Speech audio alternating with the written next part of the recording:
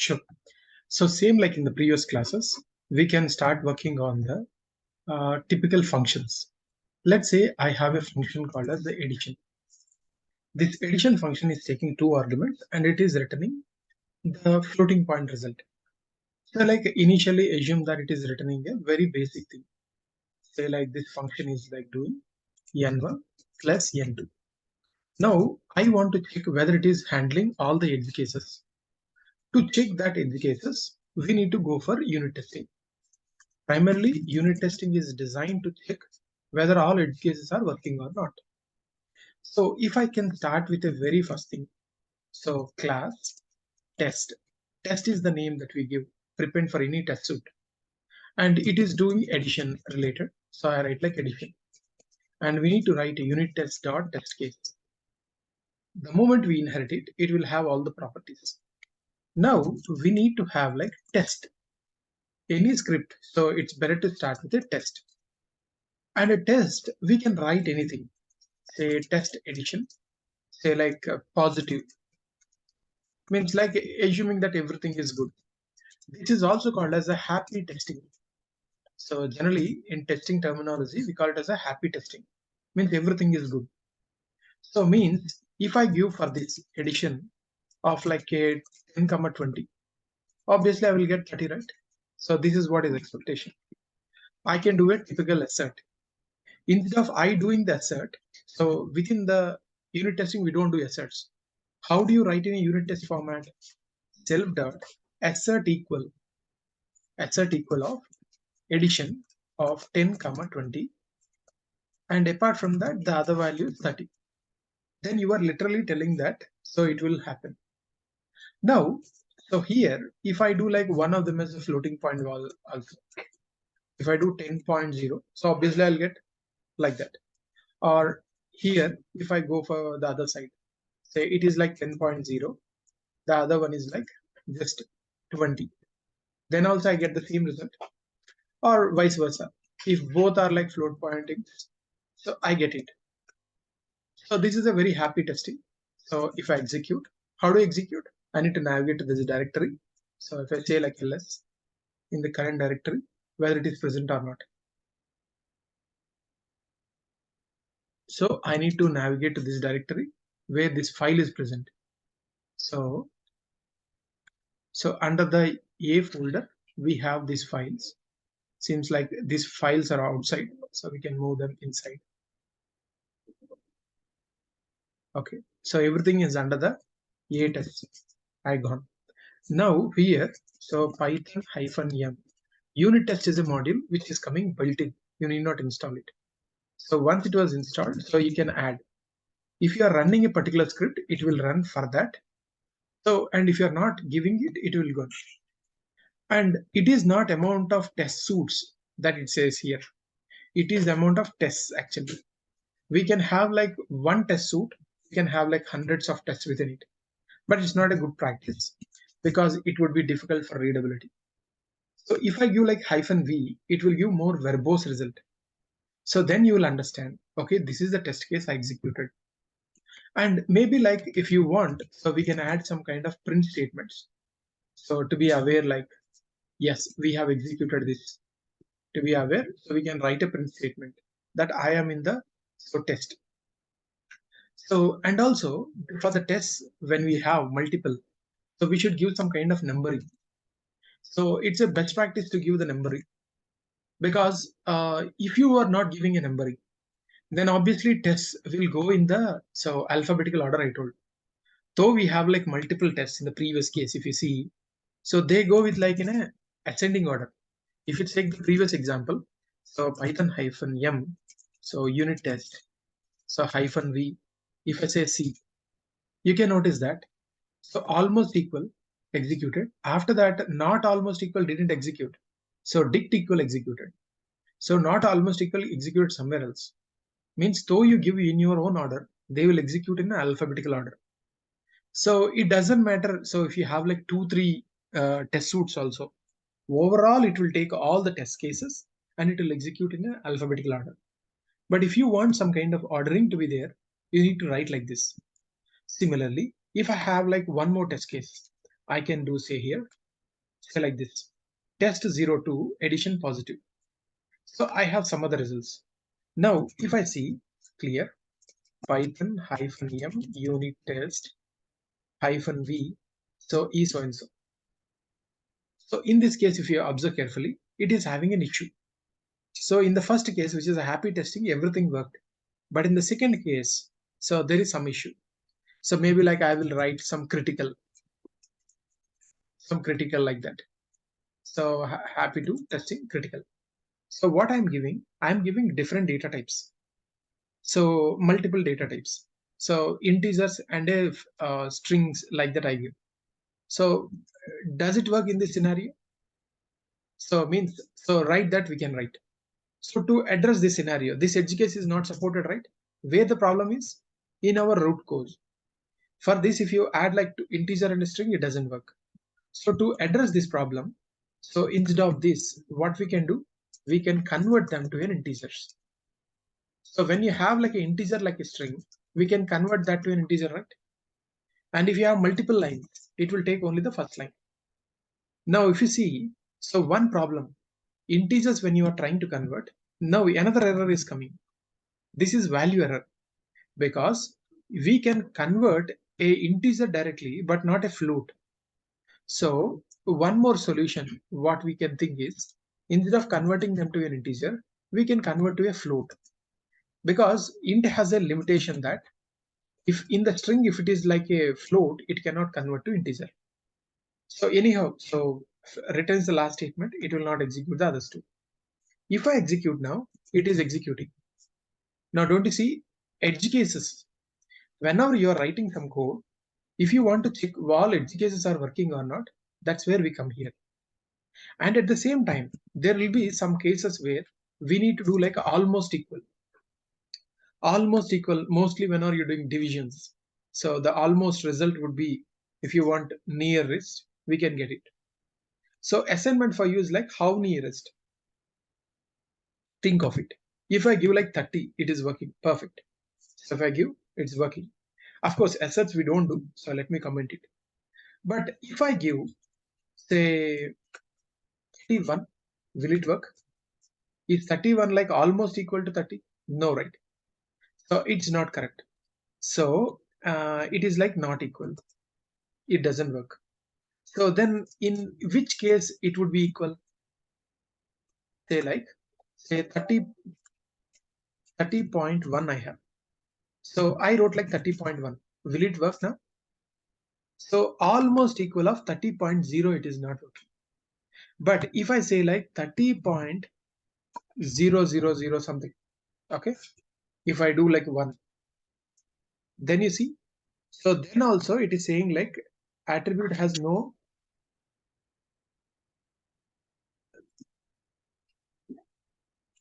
oh, almost equal, sorry.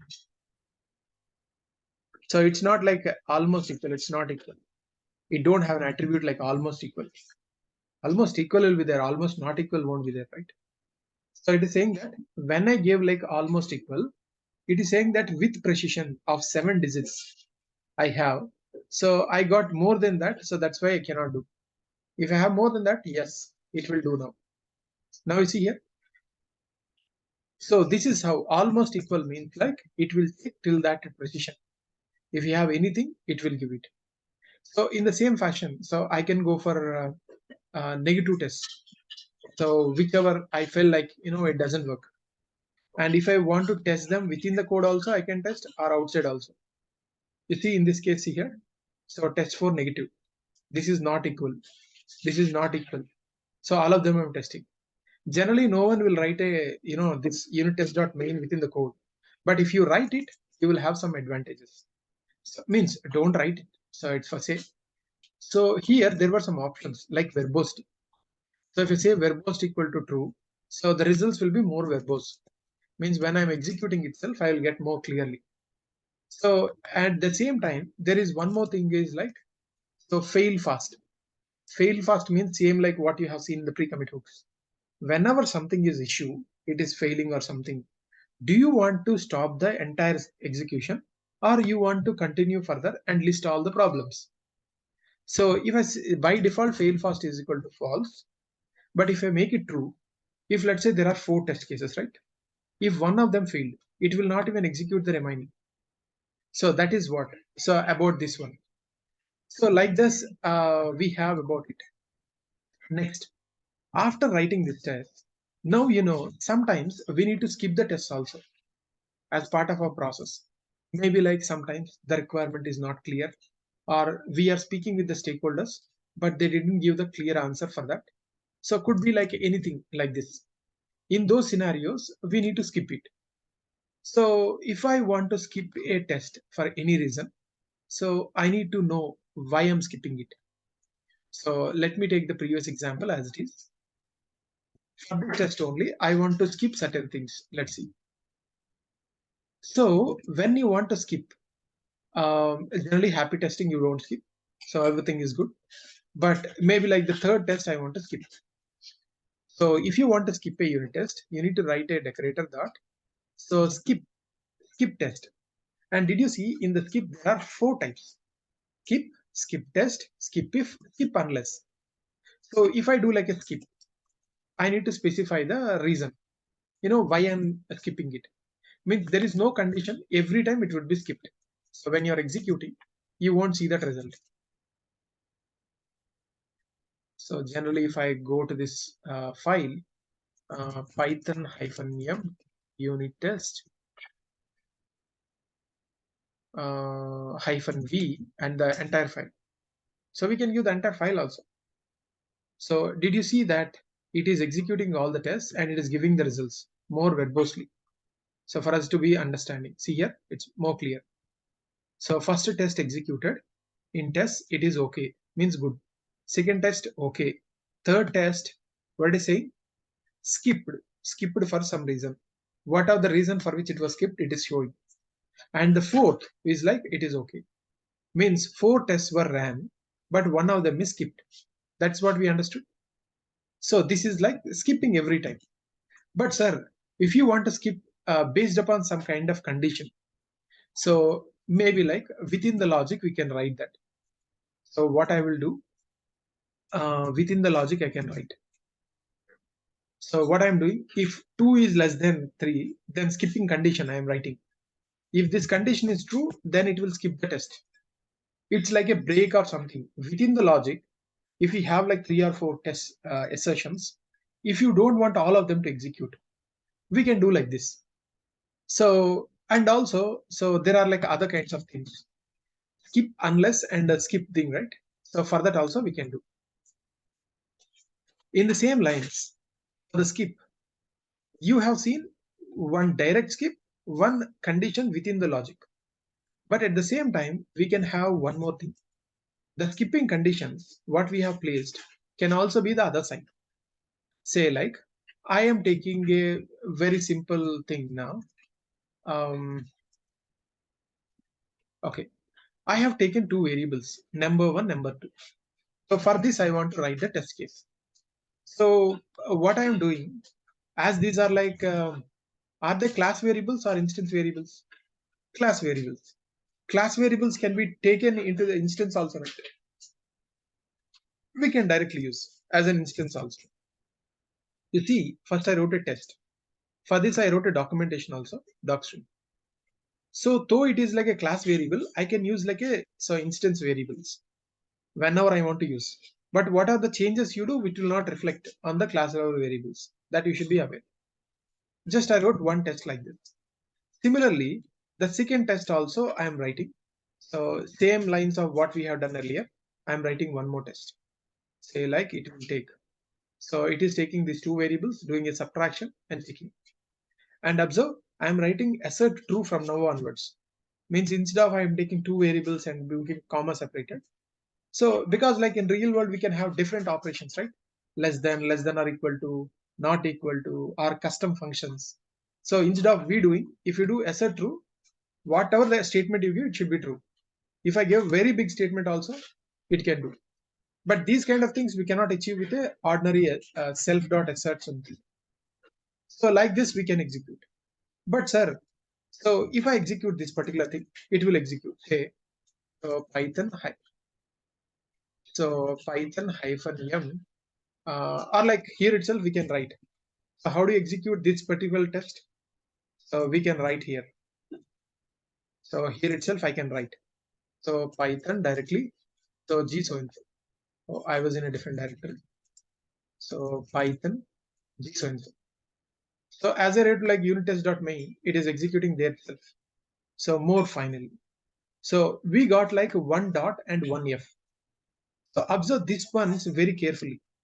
Whenever you are getting some result, so based upon the results, you can understand certain things. If you, as we give verbose, you got like this. But if I don't give verbose, so I don't get this much. But you need to understand that if there is a dot, it means success are okay. So total two tests, one dot, one F. F means like failure. So yes means like skipped. So F means like failure. So F state for say failure. So next expected failure skipped. These are the two other things I will tell shortly. But let's first see what is the problem. Here we are taking two values, assert equal to I wrote. So there is a substitute. So it is failing. So now I want to skip this test. So due to some reason I want to test like that, but there is some problem. So within that I want to skip. So earlier, if you remember, we wrote a skip condition within the code. Now I am writing the skip condition as a decorator. As these variables can be accessed globally, so means like these are the outside, where I'm directly doing based on the variables or whatever you have.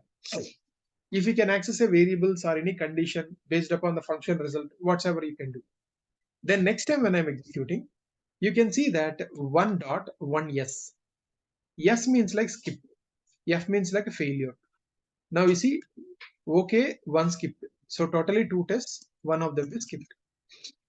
Next, so this time I do like skip if a condition is met, right? So if I do like vice versa, skip unless. Skip unless means unless this condition is true. So the other, it's a reverse of it. If this condition is met, it will skip it. If this condition is not met, then it will skip it. So crazy, right? So if I execute it, it will execute. So total three tests. Is number 2 is equal to 0? No. If I make the number 2 as 0, then it's gonna execute it. You see?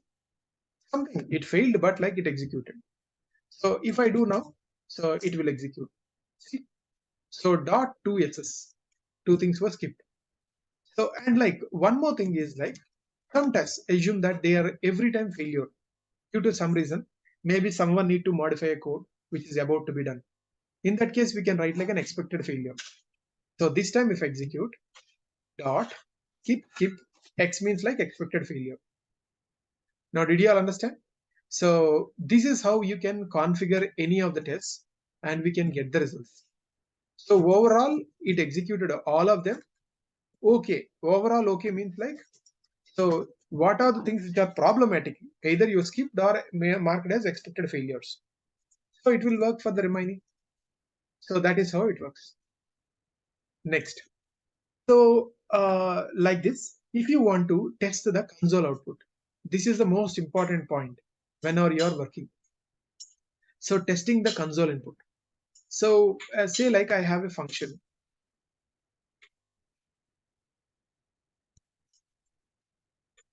Say like I have a function. So like a small thing, hello world. So a typical hello world function I have. Okay. So this result I want to evaluate. Till now I have functions which are doing multiple things. So but like I have never done testing a code which is resulting like this. So to be frank, like if I do a test, what I can do worst case, I can check what is the return value. So the return value definitely will be a none because that's how it works. If I do like import unit test also, what I can check, what is the input, what is the output. I can do like assert hello is equal to none, assert hello comma none. So like that I can do, that's it. I cannot check the actual logic, right? So Python -m unit test so and so.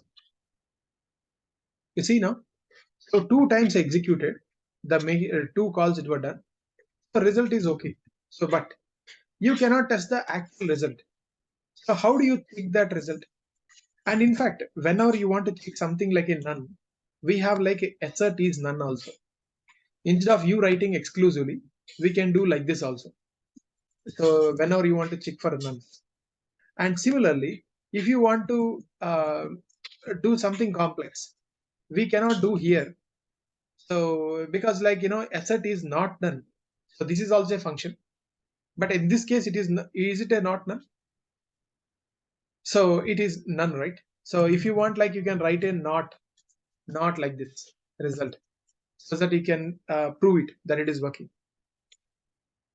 So, or like, yeah, so like this is not none, like that. Result should be fine. But I am saying like skip it. I don't want to use it. Now going further, if I want to test the actual thing which is coming out, so for that I need to work on the IO module. Hope you remember we earlier worked on the IO module. So from IO we have like IO module. In IO module we created a string IO, bytes IO, like that. So when we want to work with a file like object, we worked on this only, right? You remember? Like that. If you want to work this string IO. So this string IO, how it works is like, what are the output we are getting? So we need to pass to it.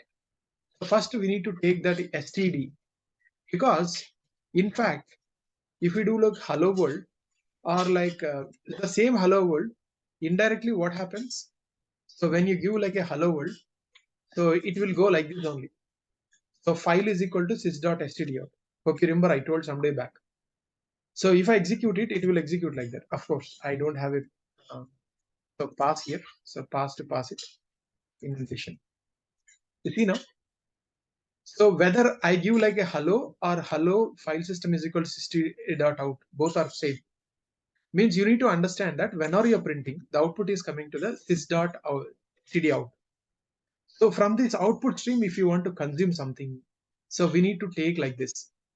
Means first we need to say that redirecting the std out and std error inputs. So sometimes we have like output, sometimes error, right? So we are taking these two as the context managers and we are redirecting. Means I took these two buffers and you redirect anything which is coming to the output, like a print statements or errors, to these values.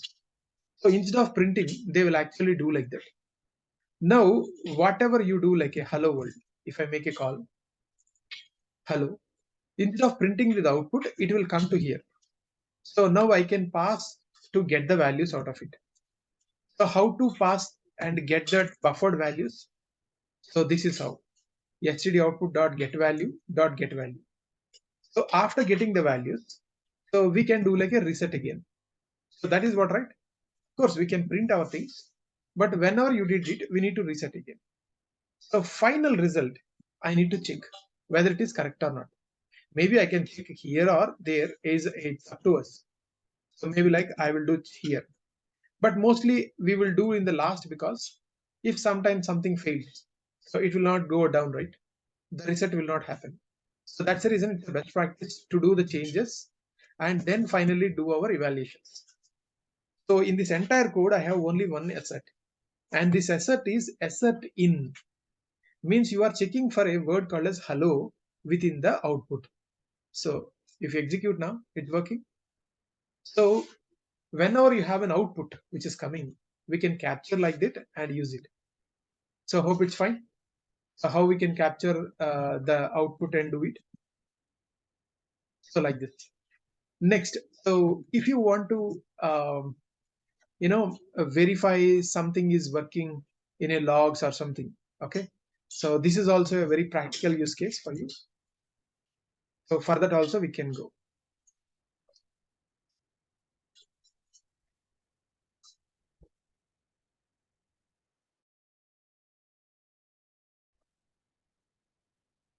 So next example is to verify the logging. Basically, for assertions, unit testing supports like many other things. So whether there is a warning or like whether there is an exception, whether there is an assert logs also. This assert logs especially checks for the log level, so logger object, so all these things. So like that we can use anything. So even if you want to work with the dictionaries, etc. But fine, as we are focusing the logging, you see here in this function, we are writing an edge case that if the x is less than that, it should give a warning. So in other case, it should do the result. So now if you see, every time we check for the end result, but you don't check whether there is a logging or not. So only final results we are checking, right? But here we can do like anything. See, the with context manager can be used in two cases. Whenever you have a stream of data you want to evaluate, or a particular feature you want to evaluate, or like when an exception is raised that you want to check. All these cases you use it. See, with self.assert warning of warn user warning. So you are expecting this one by end of this context, so it should be there. If it is not there, it will throw an error. So you see here when this function was executed, so finally it will come. So the now test is not this one. This is one test and this is another test, like that. So first it will do these two checks. If you see this code, Python I so and so, you will notice that. So within this it executed and within that also it executed. Maybe like I'll write, so verbosity is equal to like, so sometimes we write 2, 3. So like that also we can write more verbose results if you want to get. If you can observe here, see carefully. So what it is saying, so whether user warning is not triggered or it is triggered, that's what it is checking. So what kind of warning is created? So similarly, you can have like others also. If you see in this case, so logging dot warning. So this time I'm expecting this log level also like this. So whenever you created a logger object and you did that logger set, then subsequently when you create a logging also, it will do like that. So whether it created that or not. And similarly, assert warning rejects means it's not just warning that you're checking or the exception you are checking. In that, what would be the result? So result is like negative value dot star. Dot star means what?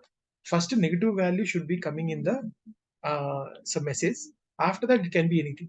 So like that you want to check. Or similarly, dictionary contains subset.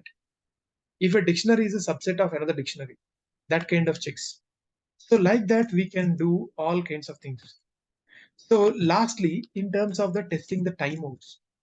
So testing timeouts means like whenever you have some test, you expect the test to execute within a particular time period. But if it is taking more than that, you don't want. So especially when you are working with REST APIs, etc., it would be more useful. There is a third-party module called as timeout decorator. If you write on top saying like how much time, so it will execute for that much. If it is not going below that, if it is exceeding that, it will throw error. Means though the result can be true, you can write an assert also, but as it is exceeding the time, it will throw an error. So that kind of errors you need to be aware. So similarly, in the test cases, when you are writing in real time, we will not write like this. So till now, you learned a very good number of things. But a typical test life cycle, if you see, so this is what should be aware. In a typical life cycle, first the test will be born, means a setup will be done. So once the test is done, the setup will be teared down. So just imagine when you are going for some marriage or something, first the venue will be set. After the marriage, the venue will be removed, right? So like that we go. In the same line here also, when you're writing a unit test, you should be aware that so for every test there is something called as setup and tear down. Observe this is like the sensitive thing, case sensitive. Set U capital and up, tear down D capital. So these are like two functions, and these two functions will do any actions we need. So now you see, if I have like some methods, okay. So generally I have in a sequence, you will not call any method. So anything which is starting with a test is treated as a test method. Others will be other methods. And these two are like built-in, recognized. Now, when I execute Python -m, case so and so, Did you notice that? So first the setup will execute. Okay. Oh, sorry. So Python case also. Yeah. You see now what happened? Every time when you are executing, first the setup method is executed. So okay, then your test is executed, and again the save down is executed. Means again, see, before running any test, first the setup will execute. So then your test will execute. Then teardown will happen. Again, setup executes, your method executes, then teardown. Means like how many test cases you have. So each method is treated as a separate test case, right? So for each of the method, it will execute the setup, start and end. This you should be aware. So whenever you have some kind of action which need to be performed for each of the tests, you can do like this. This is about the setup and tear down. So, methods. Setup and tear down methods. Now, similarly, there are another two things like this setup. So this time I will introduce you two more things. Same like this, there are two more which are discussing about the setup class and tear down class. What are these doing means? So, okay, in the previous case, what you have seen, before running any test, setup will execute. After running every test, tear down will execute. But for the test suite level, so whenever the test suite is executing, initially one execute, at the end also one should be done. That's where this setup and tear down will come to picture. The difference is very simple. If I take it, you see now, these are like setup class. So it is like a class method. That's where CLS is input. It is like a class method decorator. Teardown is also a class method. So these setup and teardown classes were related to the class suite, whereas setup and teardown methods are related to the methods. Now let's say if I have one method. So I wrote like one of the method. Now if I execute for this entire setup, so maybe I'm writing unittest.main. So if I execute, so Python also. If you execute now, did you see? First, did you see the setup method executed, setup class, and lastly the teardown class was teardown class was executed. See teardown class method, and within that, for one test case, setup and teardown were executed. Now, if I do the same thing for like multiple test cases, you see the same thing works for all. Say like, so generally everyone knows the scenario, so that's why they write these four in the top, and remaining you write down. Now, if I execute, did you notice? First the setup class, last the teardown class. Within that, for every method, test method, first setup method, then the actual test method, then teardown method. Setup method, so actual test method, teardown method. So this is the sequence that they were following. So every time when you execute. So hope it is clear. In real world, we execute like this. So these kind of things, linear executions. So next, going further, based upon these inputs, whatever we have learned, we can go for a real-time use cases. Say like I want to execute something like a separate script. Say I am writing like unit test you understood. So very basic unit test. So now I will write separately. Means like so B. So till now you are writing your code and the testing in the same tree. So separate. So test suite example. I'm writing some folder. So in this particular example, first I need to write my script. For that script, I need to do the testing. So first I write my script. In that script, I will write some logic. So whatever I want. Maybe I am writing a logic that it should do the addition. So this addition result I want to evaluate. Okay. So for that, I need to write a test. So every time, till now, what I have seen everything together. But from now, things will be different. In real world, test scripts and the test. So generally we start with the test, any test script. So what are the name of the program is there? that you append it in the last. CRIPT dot py. So test script. Within the test script, we need to evaluate whether the other thing is correct or not. So first, for evaluating, first we need to import that script. In that script, we have an addition. So that add one we need to import. So and we need to execute. Generally, I want to check like whether it is working or not. So I will navigate to the directory.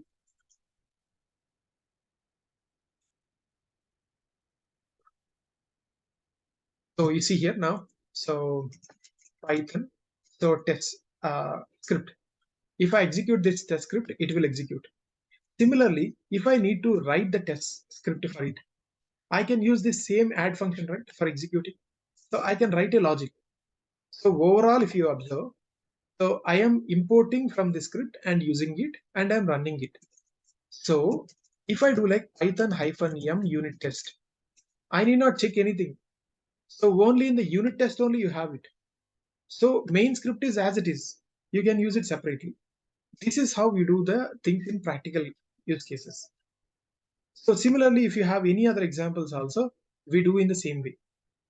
So if I take the example of a something else,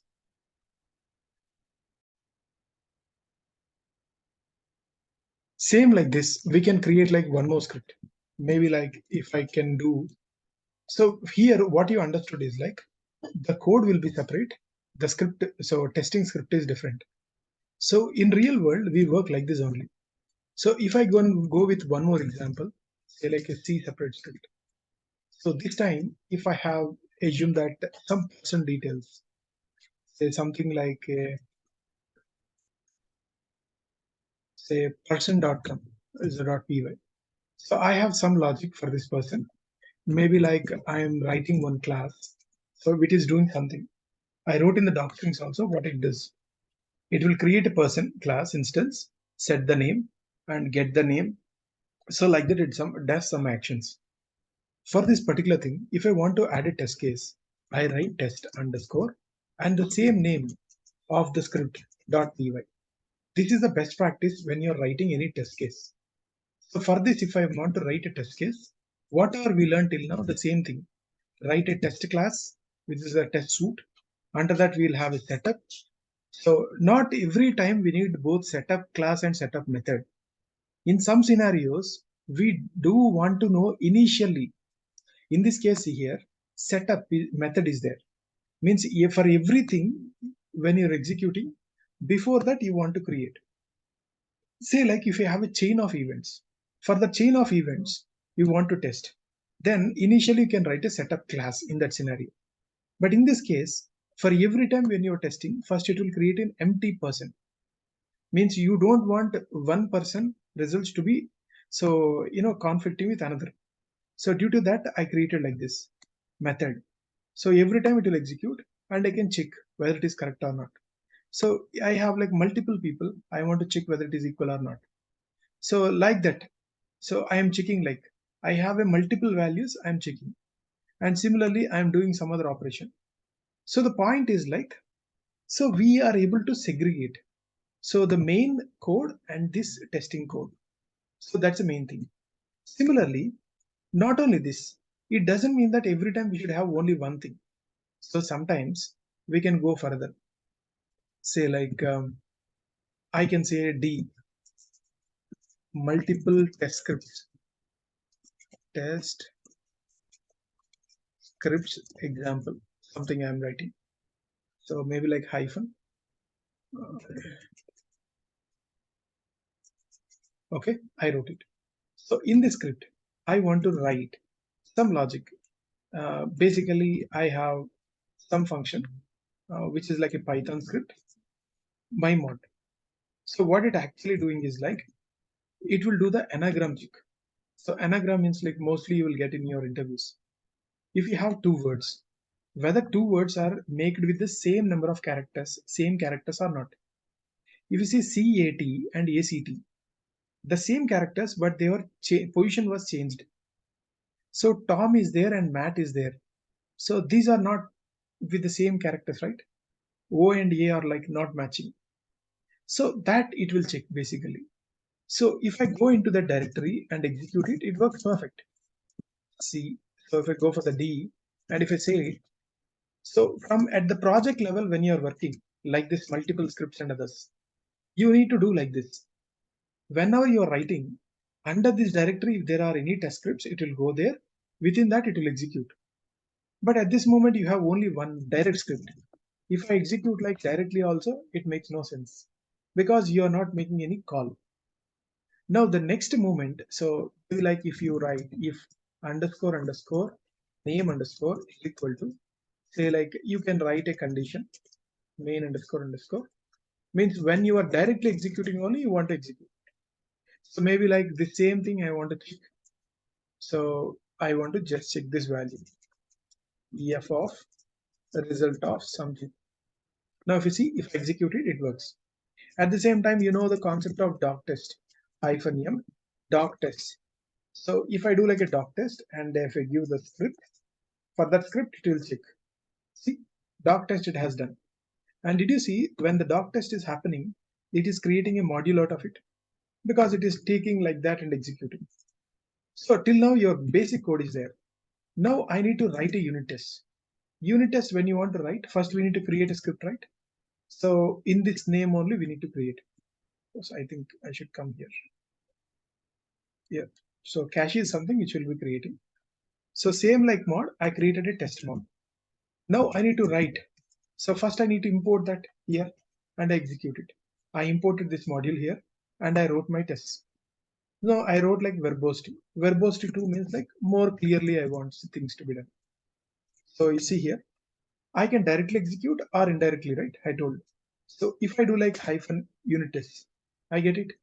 If I say like hyphen u, so v, you see, more verbosely I'm getting, right? So in this particular directory, what all test cases are there? Everything is at executing. Okay, in this case, I have only one test script. It doesn't mean that you should have only one test script. Maybe sometimes you want to group. You can write multiple test cases. Maybe here I want to test something else. So I can write some other test case. So here is testgram positive, negative. So like that here I wrote something else. So now totally 4 test cases are there. I am not individually executing any script. I am asking overall. If you see the tree structure, so okay, I think it won't be profit. Fine. You see now, overall in the first script and second script, there are 2 suits, and in each suit we have, and those were executed. So, but like see here, first test suit executed first, second test suit next executed. So 4 results are good. That is what we understood. So what is that uniquely we understood here is that we can have multiple test scripts sometimes when we have. And this is like a PyCache folder. Whenever you are executing, it will be creating. You can ignore that. Similarly, you need to understand one more important thing about the tests. Basically, to consolidate what all things we learned. If you have a test script, within that you have unittest.testmod, you can directly run. But that is not a good practice. So we should run like this. So if I do within the directory, what are all the files which are starting with test underscore, those will be executed. Within them, what are all, so test suits are there, they will execute. Within the test suits, what are all test methods are there, they will execute. Now, this is fine. You wrote, your logic is there. You wrote a test cases also. But can you be sure that you handle all edge cases? So entire code is covered or not? So that concept is called as code coverage. If you need to be aware of code coverage, you need to work on it. So how do you execute means coverage, run. This is the thing. So instead of like a direct Python, we use it. So till now what you do, Python -m unit test. Unit test. That is a module. So if you want further, you can do -v or anything. So now coverage is another thing. Coverage run. So -m unit test. Instead of Python, I wrote coverage run. So if I do now, observe interestingly, a new file called as coverage file is created. So if you open it anywhere, like a text editor, you can see that your code, something foreign key relation, many things, right? You cannot understand what is happening. So it is basically creating the coverage report, but which we cannot understand. To understand that, we have something called as coverage report. First, we need to run like this coverage, then the coverage report we need to run. So it can understand this file and it will give you the overall results. So for each code, how much percentage it was tested, it is saying. So in the my code, it is showing it.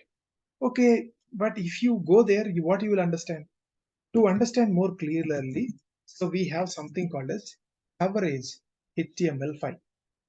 So this is the HTML file we have generated. So if you see here, there will be a index.html. So if you click on it and open with a browser, so maybe like I will reveal in a Explorer and I will open in a browser. So then we will understand more clearly. So if you see here, this is what anyone says. This is the most important thing. And if you click on any file, if I do like a control and a click, it will open a new file. You will see. So it is saying that this is not covered. Do you think that this is needed? So we can remove that. Fine. And in the other cases, you will see. So it is a test script, in fact. In test script, you should not do, right? It's not a good practice, I told. So to write Unittest dot, so verbose within it. And similarly, within your code also, in the second script also the same thing. So if I can address all these things, the problem will be addressed. So now if I go back to my code, if I minimize this, go back to my code, I don't need these things. I can ignore it. So similarly in my test scripts also, I don't need these two. I can ignore that. If I don't need, I can ignore it. So fine, everything is good. Now again, first like unit test, it will execute all the test cases. So next I do like a coverage. So coverage run -m so and so. Any script if you want to run, before that instead of Python coverage run you need to do. So after doing a coverage run, we need to do a report. If I do a report, now it is 100%. So now if you want to further see, I can write like HTML. Then it will write a HTML file. So it will regenerate on the same page. So we can just walk through that. So if I regenerate, did you see? Reload it, 100%. If I navigate to these files, if I reload, it is 100%.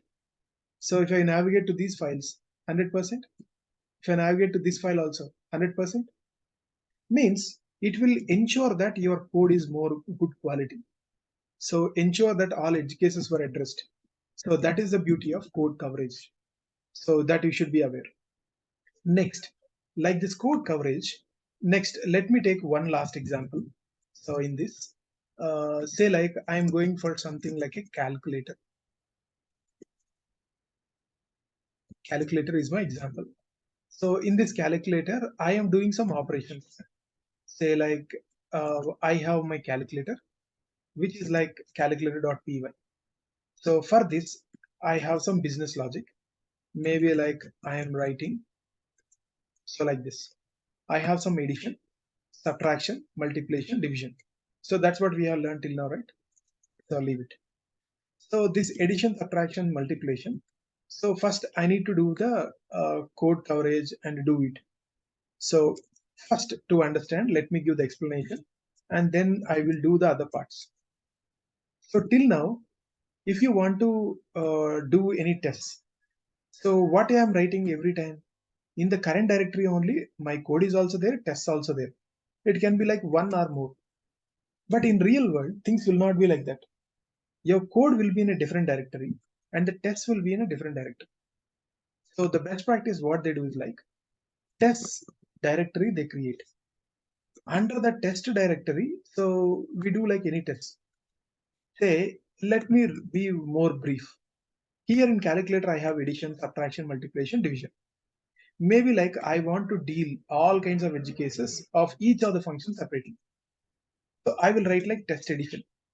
Means only addition related things I want to check here. You know, so if I want to check the addition related things, so first I should be able to navigate it.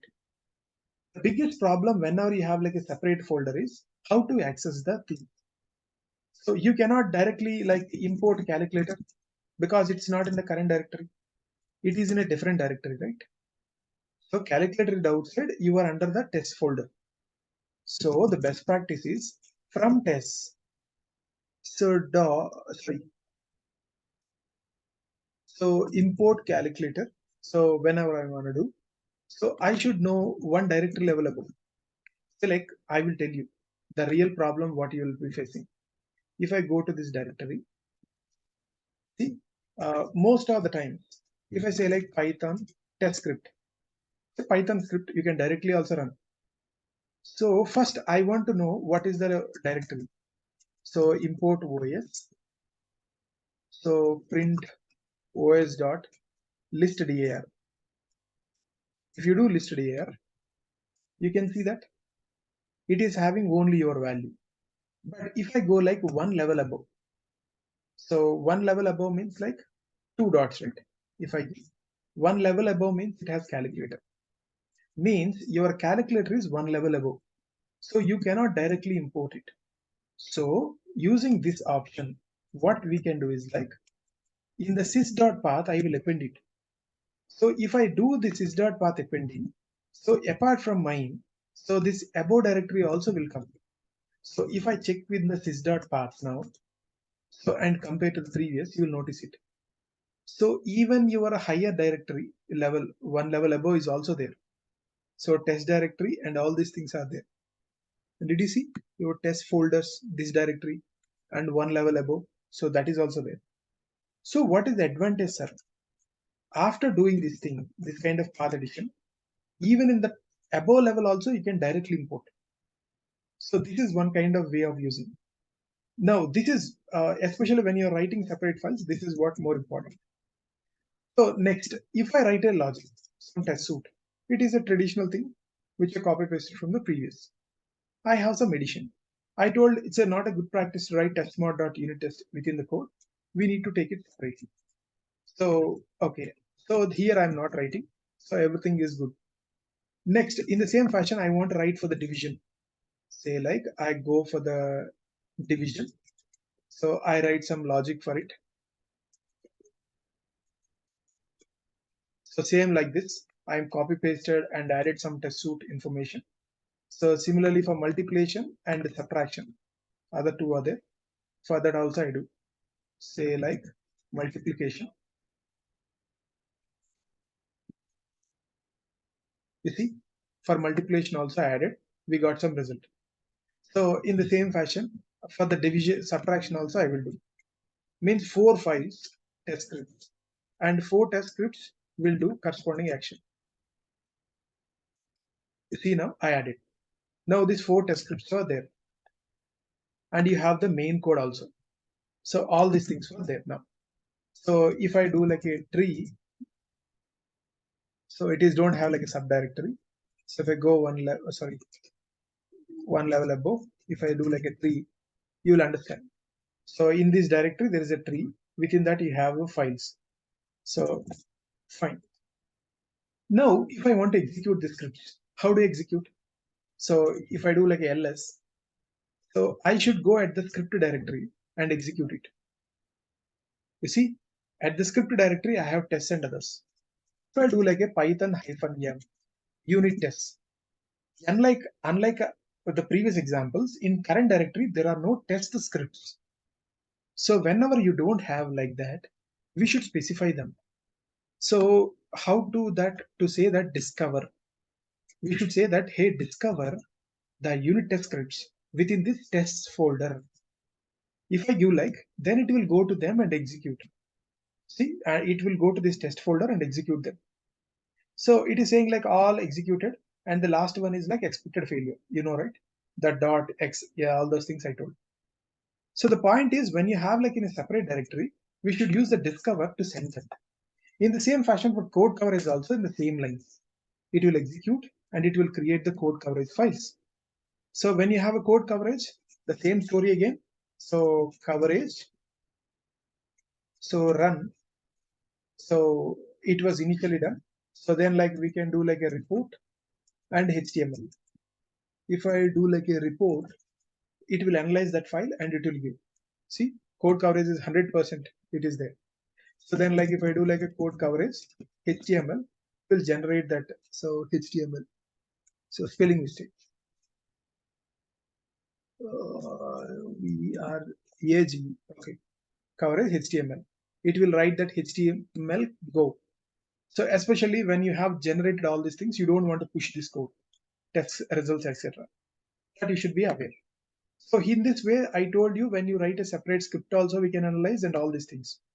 So the last point that you should be aware here is what will happen when you are working with the Pytest.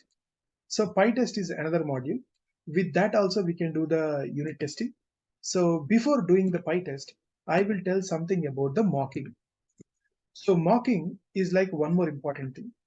So going back to our directory, so you have all your files. So you have all your unit tests we have written.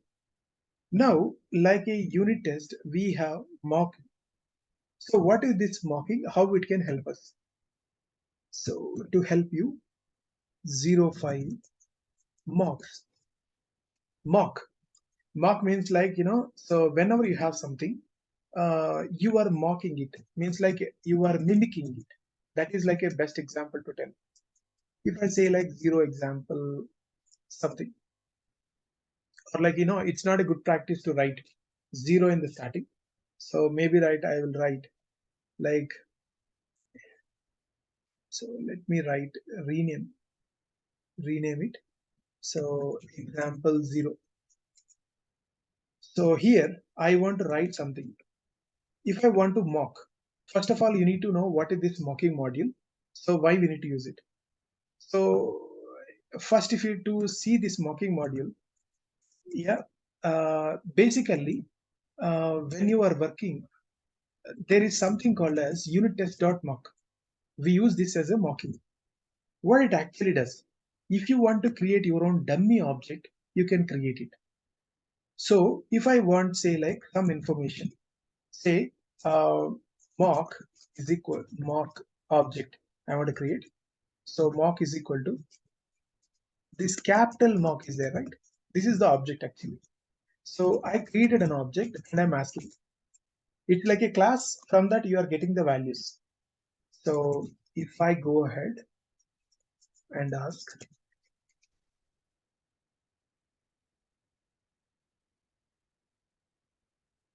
so if you see here, so Python example, you see now it is a typical mock. So there is nothing that you can see. It is an object of a particular instance. At the same time, for the same mock, you can add like few other details also. So I added like the name should be something, age is equal to something, some other. There is no specific things. I added like different data types and others. So I can get it. So if you want to create a dummy object also you can create. An object with some details also you can create. So name is like a ID. Name and ID are like the built-in. So whenever you're printing, it will show like that. Because of like, as you know, the type thing. And initially, for the first mocking, initially, can I ask these values? Like, hey, what is the name, age, so and so? You don't have the values. Now, the beauty is like, even if I don't define also, when I ask, it will not throw error. Observe, it is not throwing error, right? It is telling something. So at the same time, if I generate, so if I give like a empty print, I added some genuine information. Now, after this, I'm asking. So now you see here, if I execute, when I don't give, I can access any attribute even if I don't define also. That's why these are called as magic objects. So it will not throw any error. But if you give some kind of dummy object, that results will be coming. So that is the beauty of this object. And so like this, there were different things. You define these variables. But apart from that, you can have something called as return value. This is something like every dummy object has. What is the return value? Means return value means every time the object, whatever you have. So specifically, if you can ask anything which was not defined or anything, it will give. So like that, you can create your own dummy objects. So here I created a return value. So till now I didn't use the word called as return value. For the first time I'm using. When you give a return value also you get it. So next time I'm passing mock of 0 means you pass any number of arguments or you pass like these definitions. It doesn't matter. It will create an object. Sir, what is the point of going for these mocks? Means whenever you are going for like dictionaries, sorry, databases or third-party APIs, you want to check whether something is working perfectly or not. So to check that, we use it.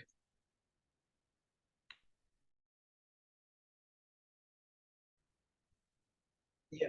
So if I ask like all these values, it will gonna give the values to me. So call counts. This is most important. Means for this object, how many times we call to get it. Did you see this object I created? And after that, how many times I made a call? 3 times I made a call. So that's why when I'm asking, it is saying, so what is the return value? Initially, when you made it 10 as a return value, when you are asking the values, it is saying return value is 10. So right. So and how many times it was called? 3 times. 3 times it was used. So that's what it's saying. What are all each time? What are all the arguments were passed? That arguments you can get. So how the calls were made. So all that kind of informations you can do, and also whether you can check whether this object is actually called or not. Like mock assert called. So it will tell like true or false whether it was called or not. So like this you can ask. You see? So and similarly side effects. Side effect means whenever an object is called, if you want to throw an exception, that is called as a side effect. So if you do like that, when you make a call, it will throw a key error. Because here when you created the mock object, you added the side error. So like that, we can have different attributes and we can use this for that purpose. So like this, many things are there. You want to check whether an object is of part of something. So what are the values, all the things. So like I'm giving like one more example to help you understand. Say like here, in this case, if you observe, you see now, I created a mock object. I'm checking whether it is m.foo is equal to mock.mock. Means is it a mock object or not? So that kind of checks I can do. So a particular variables you can do, or I can do like a side effect is equal to 3. So side effect means it doesn't mean like every time exception only. If I do like a side effect means whenever you are calling, so each time if you want one value separately, so then you make it like a side effect. So you see here 3 times when you're calling, first time you got foo, next time bar, next time so and so. If you want like that. And subsequently if you ask, it will throw a runtime error.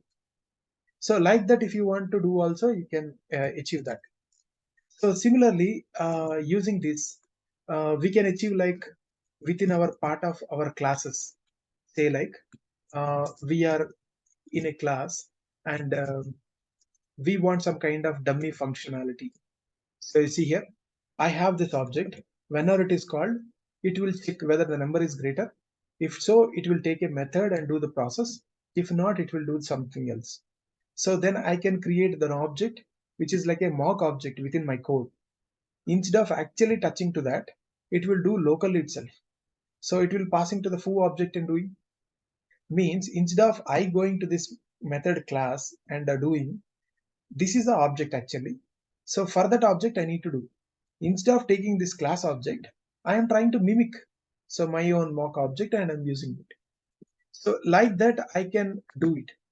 So now maybe like one real world example I will tell you. Mock patching we say. Mock patching means same like this. If I go to the OS patch, so I will give a very simple example to understand. Say I am going for like import OS. In that, if I print os.listdir, so what do you expect? In the current directory, what are all the list of files? So that it should tell. So Python example T we have. If I execute, you can see in current directory what are all files are there. So what are there in the current directory? Only these things, right? You get that. These were the 4 files we have. This is fine. But within our logic, whenever I am testing, I should get some other result. Say, right, I wrote one test. In the test, I wrote it. So I want to test that whenever I am doing like a, so maybe like I will do, so import unit test. Fine. You see here now, assert test1 is equal to so and so. Means whenever you are giving it, it should give only one value. So in that case, if I do direct execution, what will happen? Python -m unit test. It is not correct, right? So it should not execute. So in the current directory, oh, as you didn't write with a test, it is not executing. See? So if I prepended with a test underscore, it would have been executed. As it is not executing, I should give explicitly the example D. If I execute, so first it is printing and it is saying that it is not correct. Assertion error. So if I comment it, basically, so asserts is like direct thing, right? Did you see that? It was failed. You see that? Assertion error. This is not correct, it is saying. And if you want like that, if you want to tweak any of the functionalities, that's where we need to use the mock.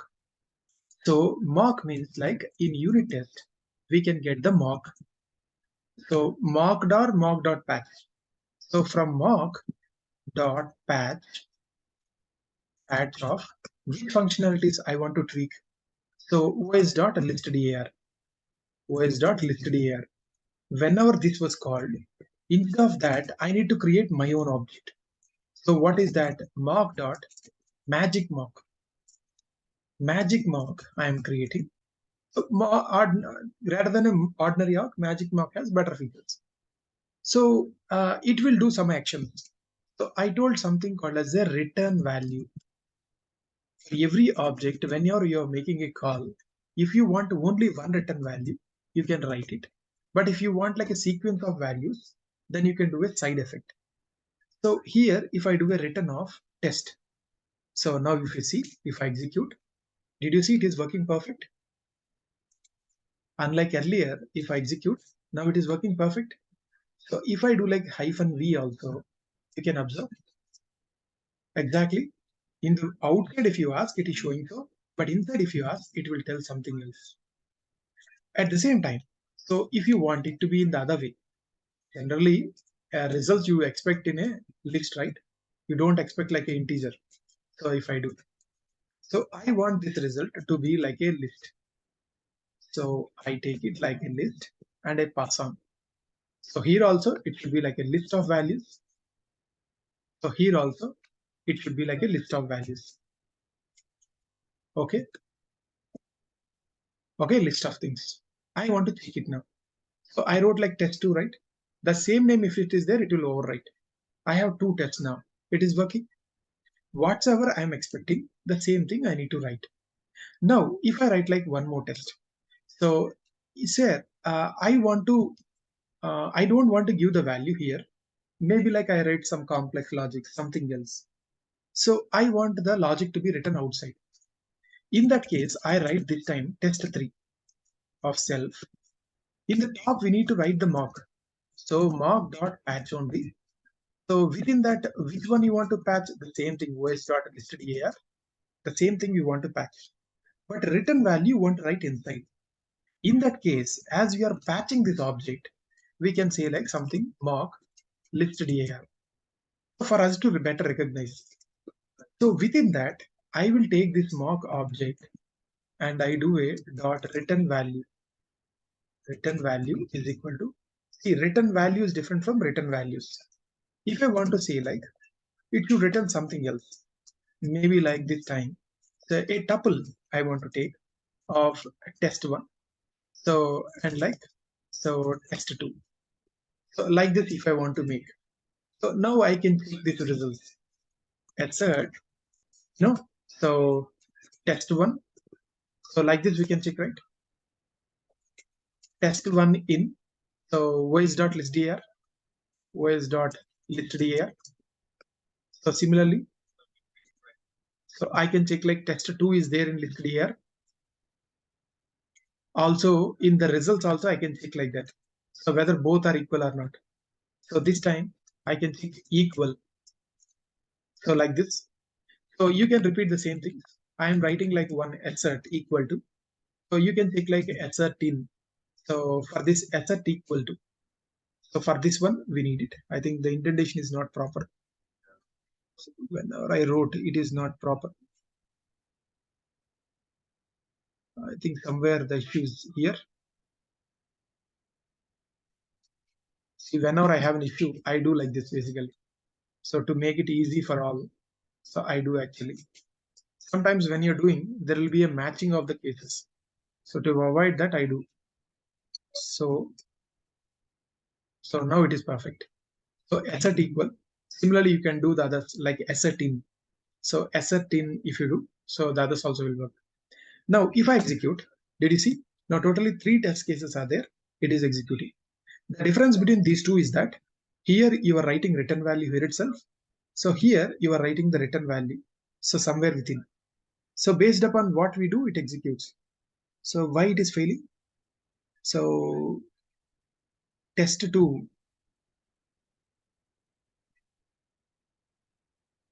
So why it is failing? Line number. So 27. Oh, so it is not exactly right. It is like 2 values. I wrote it wrong. So if I write it, so perfect. If I execute now, it's working, right? So that is how it works. Similarly, sir, what if I want to mock the result for the entire test suite? In that case, we need to write for the class itself the mock.patch. So at the class level itself. But for each test, if you want separate values, you can write internally. But every time when you are writing internally, ensure to write one mock object. The name can be ourselves, but it will be. So I am using. It doesn't mean that when you write at the class level, every time we need to use. If you don't use also, it works. So that is how it worked. You see, all the test cases were executed. So 1, 2, 3. So, test OSDAR, it executed. Similarly, I have OS test suite. So this also has like tests. So that also will execute. So fine. Now the question is why this particular class, so things were not executing. Did you all understand? So why these things are not executing? Can you all help me? How many times I execute? Only the first one is executing. The second one is not executing because we didn't write like unit test dot test case. Sorry, test case. If I write like unit test dot test case, then it will understand that it is also a test and it will execute. Now, did you see that it executed? So what it is saying? Assert false. So maybe like you can write like a skip. So skip. How do you do? Unit test dot skip. Skipping. So you see here. So it is like this I wrote. So like this, you can ensure that all the test cases were executed. And if you want to mock them, whenever you have some functionalities, you don't want to get the actual value, but if you want to pass your pseudo values, this is a good option. Now, let's go for one more example where I want to tweak the results. Say, this time I'm going for, say, example 1. In example 1, say, I have something like a script which is telling about the pricing.py. So within the code, I have some logic. Within the I have a class level variable which is telling about the discount, and within that I have a method which is returning the values, and I have some actions to do. Now, if I navigate to the directory, so example 1. Now, if I say like Python pricing, so direct execution, it is executing. You are checking the asserts here itself. You are not printing anything.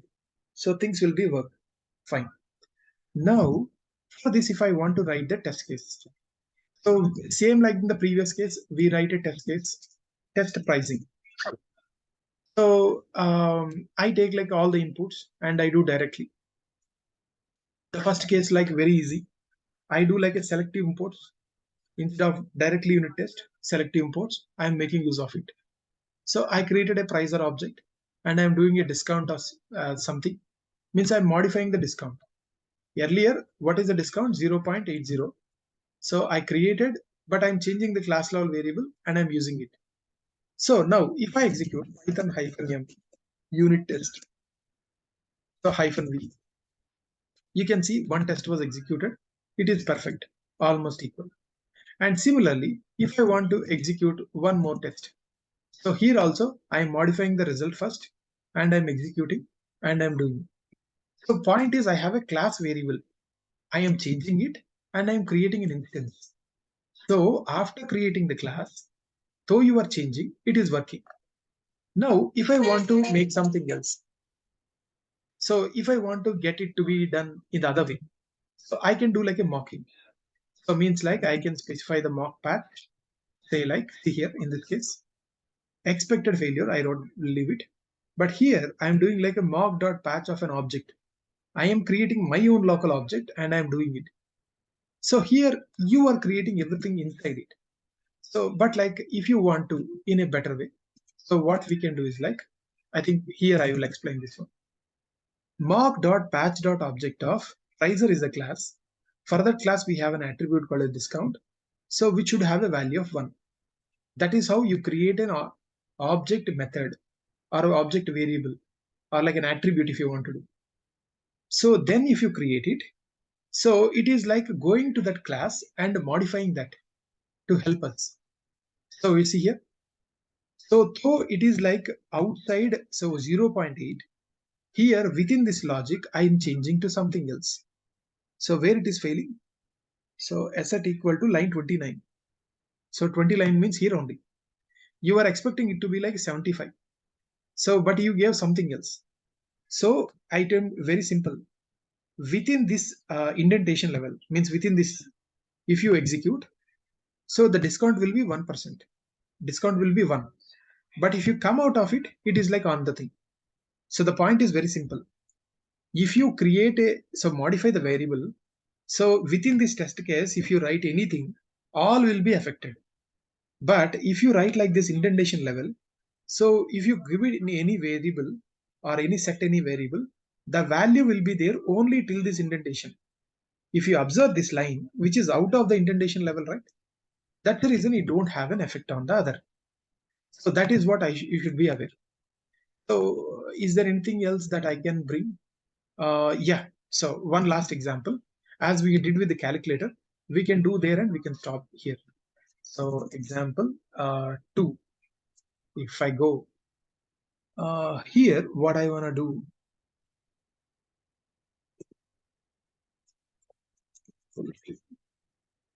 so here I want to write my script. Say like I want to do some operations. I create imported time. I did a dozen is a constant. I have some logic. So this is my logic I have. Now I want to test it. So generally when you're writing a test, we write like different test scripts. So if I do like some logic, test calculator. So what you will do, first you do a setup and you do an execution. So typical setup I am doing and I'm checking it. Whether the script has like something calculator.sum, whether it is working or not. So it will take 10 seconds, but it will execute. You are checking whether final result is correct or not. So this will work perfect. At the same time, if you want to do like a mocking now, so for the script, what we want to do mocking, let me show. So when you are executing, generally, when you pass some values, it will give that result, right? But you don't want that result. So in that case, you can go with this mock patch. So what I will do in the mocking, first I will write a script. Within that, I write logic like this. Generally, if I write like this, what will happen? Sum of 2 comma 3, will it be equal to 9? No, no chance. But we want to make it equal. So how we will make it equal? Let's see. So if you see ls, we have these three scripts. So if I do like a Python -m unit test -v, it will test all the scripts. You can get it. So you can see that this one will be failing, damn sure. So, but why it is taking this much time? Because every time I told to wait for 10 seconds. But this one will fail. It is saying like required one position argument sum. So where it failed, test mocking in the test sum here only. So in what is the test failure? Some required one positional argument. Some required one positional argument. I think sum is a very bad name. I should make something else. So because like sum is a built-in function, right? So maybe like summation. I write. So this is easy. So within our calculator also I can use summation. So I can get, so maybe like test summation. Okay, this is easy. So even here also I can write. So it will take like one value and I'm using it. Summation. So basically from the script I need to import it, right? So from calculator I need to import it. So how do you get it, this script? Yeah, that's the point. So I write like a mock here. So the mock is like, so here I did like a test mock dot import patch. Like this also we can write, or like mock dot patch. So here I want to do, what is that I want to do is like, so the script here I wrote like a in the my script calculator you have summation. So that I want to mock. My script calculator summation. So whatever the summation you have taken, maybe like you want to take some variable, local variable. So use that local variable and do it. So now what will happen whenever you are executing, whatever return value you want, you will get it. So instead of your actual value, it will get this dummy value. So that is how it works. Similarly, if you want to get some kind of side effects, so that also we can tweak. So to get some kind of side effects, like with this mocking, so I can do like this. Observe in this logic. I wrote it here. I wrote it like a mock sum, means my own summation instead of going for that. Because that process is taking a long time, I want to execute fastly. So I am just giving summation for you to example. Sometimes some long running processes will be there. So right, it will give, if you some input, some output will be given. So the main concept of unit testing is to check each functionality individually, not the overall functionality.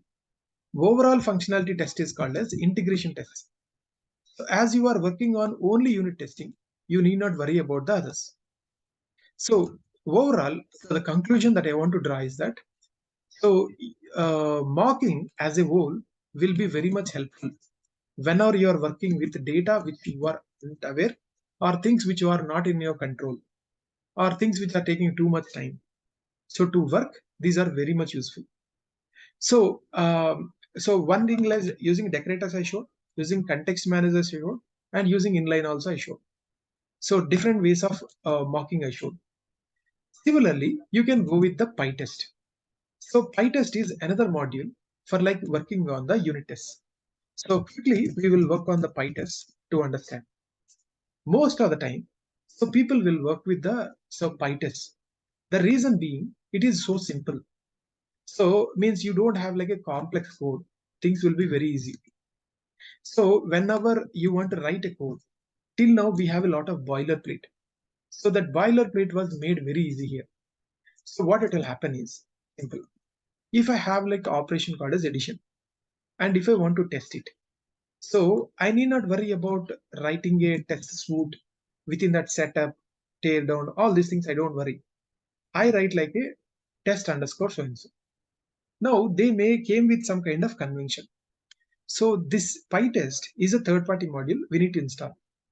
And so either you can start a test with a test underscore, or like end with an underscore test. See, basically ending with an underscore test is more easy, because if you have multiple scripts, so it is very difficult to recognize where your script is. If both are starting with same name, it's easy, right? So that's the reason most of the time, even Go language, that's a mandatory. So you write an ordinary assets only. So it didn't make something complex out of box, but very simple. Similarly, if I want to test something else, I need not write anything much complex. So the script name should end with an underscore test. So in that code, the function, the test function should start with a test underscore. After that, you write whatever you want, it will do the assertions. This is like a simple logic. So you see here, all of them.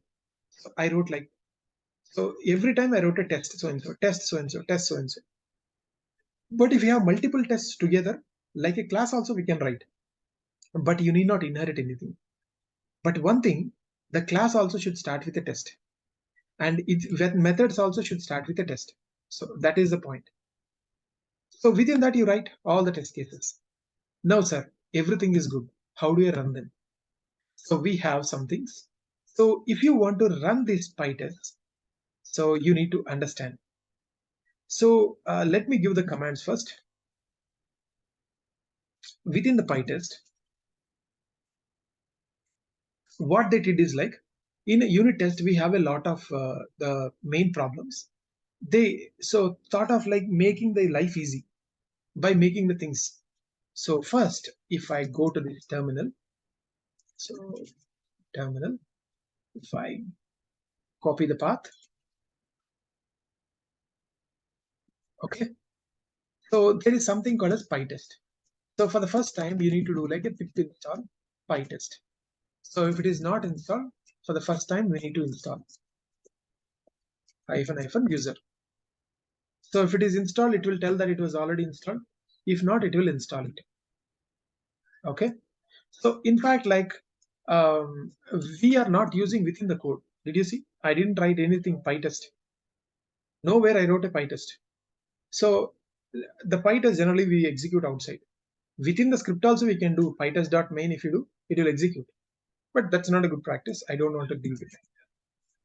So if I do like python -m pytest, now if you see in the current directory, it will check after all the files are there and it will execute. Now did you see it creates a new folder called as pytest cache? Don't worry. So it will store all the cache to store previous results, do calculations, etc.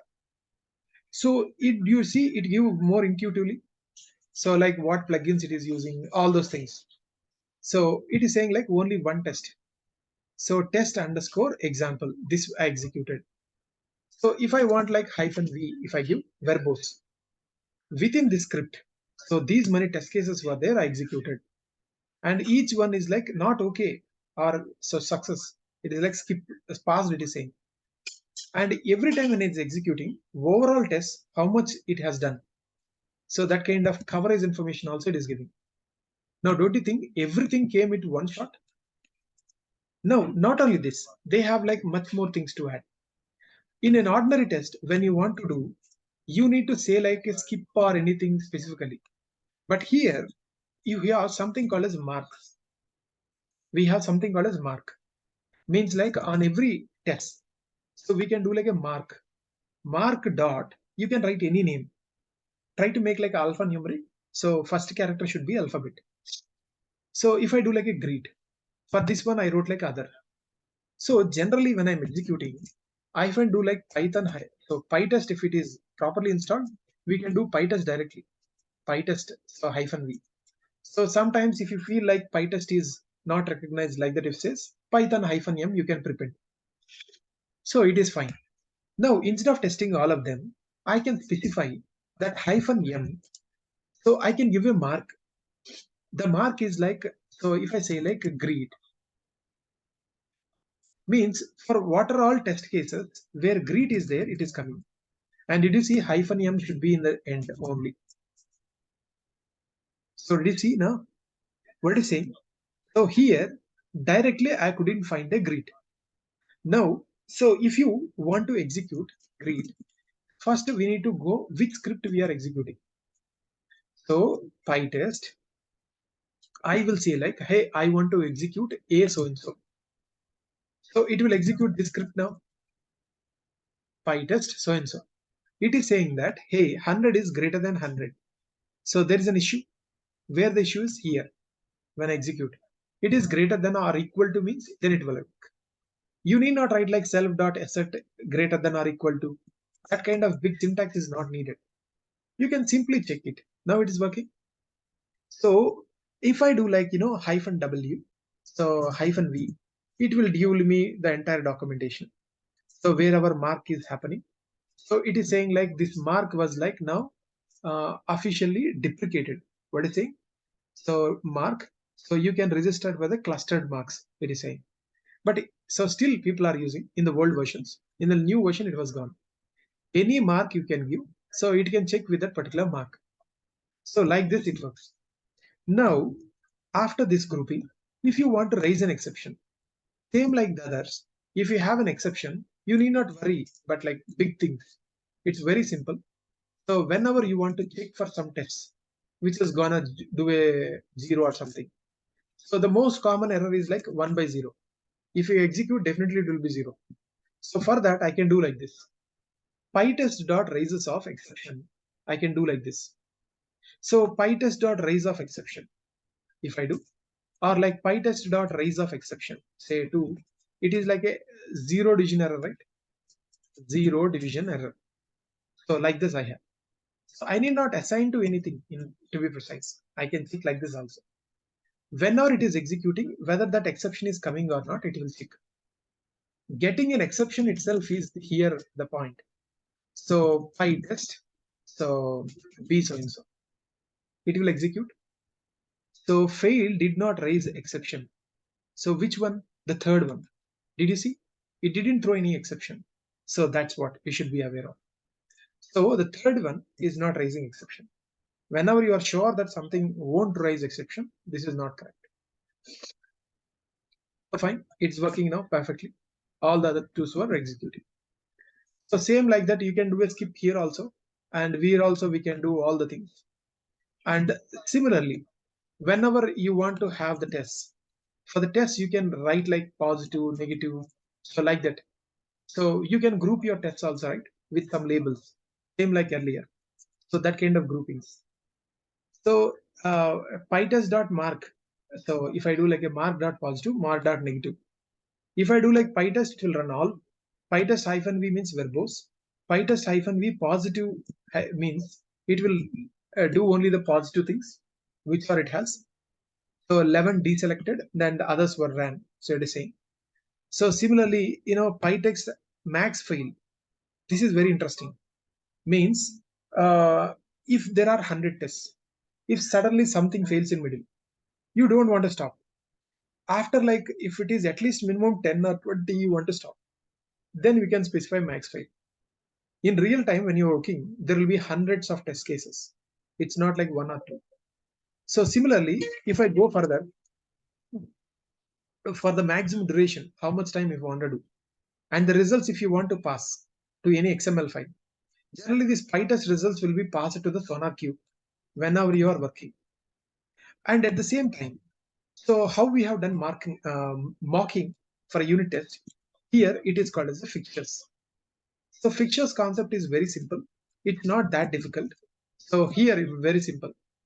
If I do like a pytest.fixture, so return value, so it should return like 10. So basically fixtures, I will tell you that what is this concept of fixtures shortly. This is like a fixture function. This is not like a direct function. So this is like a fixture function, like a mock. Whenever you are using your ordinary tests, you need to pass your fixtures. So, and you can use as a ordinary variables and so on. This function, this is a function which is returning some value. You are using like an ordinary variable and using it. You are using like an ordinary variable and using it. So fixtures are like a mocks, similar to mocks, but its purpose is very different. But did you see here? I didn't write a big concepts, big things here. It's a very simple structure for the fixtures. So similarly, if I want to write like furthermore, if any example, say like if I go with one more example, say like if I take a fixtures itself, so a folder for that exclusively, if I go with like a fixtures, text fixtures, you see in this example, you can notice that. So fixtures, I wrote it, setup. So it will set up the value of something and we can use it as it is. Or like if you want to like a shared fixtures, so means like if you have some values and you want to share between like multiple things, you can write, say like one last function, shared fixtures. So you can write like common things, like to get the dummy values. Maybe like you are making a DB call. So instead of actually going to the DB, you want to get something locally. So for all those things you can write. But here itself, you need to understand one interesting point. So there is something called as conf test. Whenever you are working with Pytest, this is like a configuration file. So whatever you have, fixtures and everything you can write. Say like get a DB driver. So instead of actually going to the DB, it will get locally. So to get it, we can do like this. Now, within our codes, you need not worry. So earlier I wrote like a specific fixture and I used it. But now if I write like a unit test, so I need not worry. So if in current directory, if there is a conf test file, within that if you define something as a fixture, it will automatically pull. I need not worry what is getDB driver. So I can automatically get it. Similarly, if I have one more file and I'm doing some other task with the same file, so like that I can directly use, I can print it. So I need not worry about where this particular is present and how it is working. If I say like Python -m pytest -v, you can notice it is executing all the files and you are getting it. So that is the beauty of the conf test. So every time this conf test so will be useful. So this is all about the code quality, to be precise. So we have seen from a stage where static code analysis till dynamic code analysis, code further analysis in a step-by-step fashion with different modules we have seen. So one point you need to be aware is overall, if you see, there are like unit tests. So unit testing is a process. Unit testing is a process if there are 3 blocks in your code. So first block is like addition. So second block is like for subtraction. You want to check whether individually each block is working or not. If you want to check overall results, that's where we call it as a integration testing. Integration testing. Let's say we have an API. So you created an API. If for a given input, it should give some output. In middle, it will go to 3 or 4 functions or methods. So you don't want to go with like a dummy things. You want to touch everything real. So that is integration test. So the difference between unit test and integration test is, in unit test, we will have mocks or Pytest fixtures. Okay. So whereas in a integration test, you will work with the actual environment. In a CI/CD process, so means continuous integration, continuous deployment process, you will have these steps. So means whenever you're coding building, it will check whether code is ready to be built or not. It will check existing features, if everything is working. Then integration testing means the entire end-to-end flow is working or not. So it is also called as like end-to-end testing. End-to-end testing means like everything you test, so without ignoring anything. So after these two were done, so we check like the code coverage. I told about the concept of code coverage. So whenever you're writing, so how much coverage is there? So in Pytest also we have Pytest code. So Pytest beauty is like it has a lot of plugins like that. And similarly, after code coverage, we have like linting checks. Linting checks means like, so we can have something called a sonar Q, or like you can have a flake8 or some other tools to check whether it is as per prepared guidelines or not. And any cyclometer complexity, all of them it will check. Then finally, we have like security scanning. So security scanning means any vulnerabilities. Vulnerabilities means injection attacks like SQL injection, etc. That it will check. So for that, we will have tools like Veracode, etc. depending upon your organization. Once everything is done, code is perfect. Now the build should happen. So every time, so not every time Python needs a build. Means like we don't need to create the wheel file. It's not mandatory. But whenever you are in a project, you go with the wheel file. But whenever you are going with a lambdas or some other ordinary individual microservices, you don't do a build because it's not mandatory. Then the core concept of CD means deployment. Deployment depends upon the architecture. So if you have like a cloud formation templates, or like you can have like a Terraform script, or like you can have biceps, right? New thing came in Azure biceps. Azure came with something called as biceps. So like the different scripts are there. Or like there is a Python module called as Hulumi. If you are not aware, just walk through it. So that also can do it. So means these are like infrastructure as a code. These are all like infrastructure as a code. So once you got that information, we need to do the deployment. So they can have like a AWS code build. So code pipeline basically. So code pipeline can do, or like you can have your own things. So, and if you have like, docker.yaml file, if you are using Docker files, and if you are using Kubernetes, Kubernetes.yaml files. So like that we need to have. So this is like continuous integration and deployment. So the CI/CD process can be implemented using different tools. So CI/CD. So most common is like everywhere you see Jenkins. So then like, so Azure DevOps in Azure side, and like in AWS side, we have like a code build. So for building and like code pipeline. So pipeline. So every environment have it.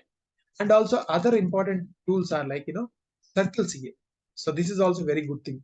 Circle CA. So, and Travis CA. Travis CA. So these are also very good these days. And also these days Kubernetes also came with new things. So more people are coming with new others. And the last thing, so to work with is, after all these things, we need to work on. So the next concepts which are into the, so creating web applications. Before that, how do you consume the web services? So that we will discuss.